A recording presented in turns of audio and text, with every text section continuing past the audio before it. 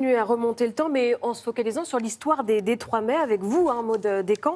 Et Maud, Bonjour, premier Maud. arrêt Bonjour. ce matin, le 3 mai 1936. Et ça va vous parler, Patrice. Eh bien oui, puisque c'est le jour de l'accession au pouvoir du Front populaire. Et justement, on parlait des 100 jours. Eh bien, dans les 100 premiers jours du Front populaire, il y a eu une très grande réforme sociale qui a été mise en place. C'est évidemment l'apparition des congés payés. Ça n'existait pas avant. Le Front populaire va mettre cela en place très rapidement. Évidemment, ça va être une révolution pour les travailleurs. Je pense aux ouvriers, je pense aux mineurs qui, à l'époque, ont un quotidien très difficile. Et vous allez voir que certains s'en souviennent avec beaucoup d'émotion.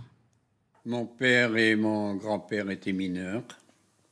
Il faut savoir que avant le Front populaire, un ouvrier ne pouvait se reposer que lorsqu'il était en arrêt blessure, en arrêt maladie. Là, 2 semaines, sans être obligé de se lever à 4h30 pour aller à la mine. Ça a été une autre vie.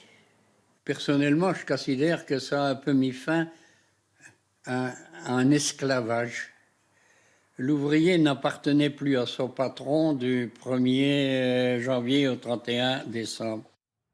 Alors à l'époque, ce sont 2 semaines de congés payés. Il faudra attendre 1965 pour que ça passe à 4 semaines. Et les 5 semaines que nous connaissons aujourd'hui, eh bien ça c'était en 1982, gouvernement de Pierre Mauroy, avec les fameuses lois Auroux, bien Donc sûr. c'était après les 100 jours, hein, Oui, mais ça a été 682. lancé dans les 100 jours. Quand même. Et voté plus tard. On fait un saut dans le temps, 1951, 3 mai 1951, avec une nouvelle activité sportive. Oui, je me suis dit qu'avec l'arrivée des beaux jours, ça vous donnerait peut-être envie de vous remettre un peu au sport. Dans les années 50, les Français vont découvrir une étrange activité, les bébés nageurs.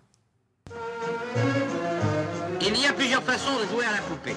Et cette charmante maman y joue avec son bout de chou-de-fille au sein de ce que d'autres enfants appelleraient l'onde amère. Il est vrai qu'il faut penser aux Jeux Olympiques de 1968 et ce que nous prenons pour une amusette n'est peut-être que le prélude d'un entraînement sévère. Nous serons d'ailleurs fixés dans une quinzaine d'années.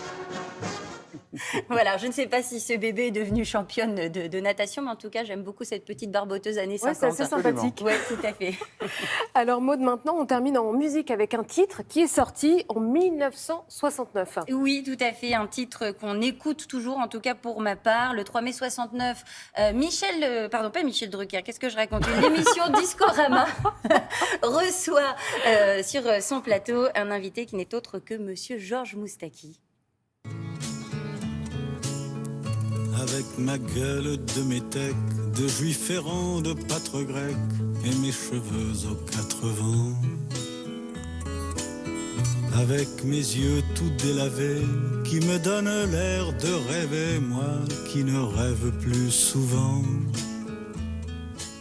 Qu'est-ce que c'est doux. On garde la musique. Ah oui, ça fait du bien. Le temps de partir en pause, Télématin revient. Merci à vous et merci à Georges Moustaki.